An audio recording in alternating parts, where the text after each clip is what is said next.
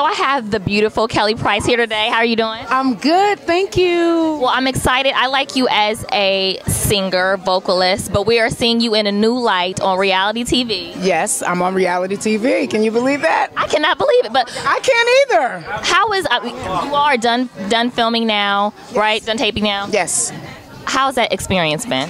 very different. You know, people can say what they want. You don't know what reality TV is until you do it. And now I know what reality TV is. I know what it is. But I'm not turned off by it. I have actually had an animal awakened in me. And so with that, I am going to pursue it in a manner that only Kelly Price can. And that for me, coming off of the R B Divas experience, is to pursue reality TV with a Kelly Price twist. And that would be Too Fat for Fame.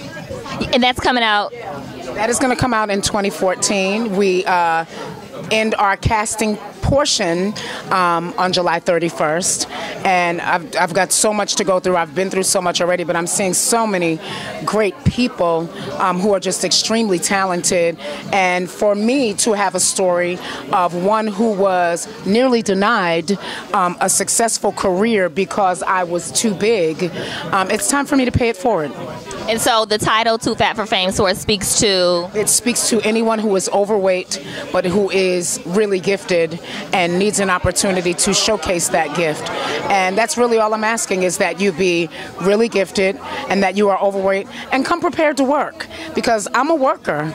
You know, being an overweight girl, I'm a worker. I've worked for everything it is that I have. And so if there is anyone out there who is serious about having a career as a singer, as a model, as a dancer, as an actor, as an actress, as a personality in this industry, if they're willing to work for it and they've had doors closed because they're overweight, then this is the opportunity for them to have an opportunity. How are you managing your weight these days? Because you're keeping slimmer than you were, than we saw you before. Lord have mercy. It is a job. It's a job, because I am a girl that comes from a family of big people, and in my family we celebrate life with food.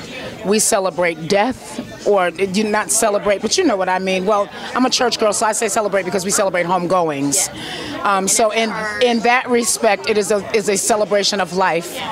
And we do that with food. There's nothing that happens that does not happen with food. So we mourn with food, we're sad with food, we're happy with food. Every celebration, every occasion is one that is food. And then there is the natural emotion of food. Mine, really, a lot of bad eating habits on the road, even as I tried to change on the road. Eating habits were just horrible.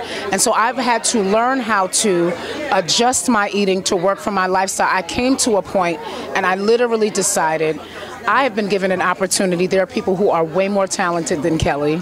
I'm not stupid. That's just the truth. But I was given this opportunity. So to let it pass me by, to die young and miss an incredible life because I couldn't get myself disciplined enough to live, would be stupid. And so I want to pass that blessing on to somebody else, and let's live. So Too Fat for Fame is definitely about allowing someone an opportunity, but I believe that the wisdom of doing what's necessary to live inside of a body that's not a size 2. While you give this gift and this talent is going to pass from me to them. So this is literally about passing a mantle. Okay. Switching gears here before I let you go, I overheard a story of you talking about hair issues with yourself and also those issues with your daughter. Can you talk a little bit about that little story about you talking to your daughter about her hair? And raising a young black girl in a society where they are being shown beauty is only one thing is very difficult. To raise a young girl and to show her that anything is beautiful other than long, straight hair is not an easy job. I had a hard time trying to teach my daughter, no, you don't need to get your hair pressed. And as she got older, no, you don't need a weave. You know, go wash your hair, blow dry it, figure out what you want to do with it, and to try to instill in her that beauty is her. and that whatever she decides to do that is fashionable and that is different and that is vibrant is beautiful, and it becomes beautiful her, and she can be a trendsetter as opposed to following what they're saying is beautiful. This is beautiful, just like this is beautiful. If she wanted to cut all the way low and be natural, that's beautiful. It's really about the confidence. If she's confident that the way she looks is beautiful, then she is beautiful. I think as black parents, we have to be willing to fight the images that tell our daughters that unless that's what they look like, they're not beautiful. And so I'm in that fight. I have a 19-year-old.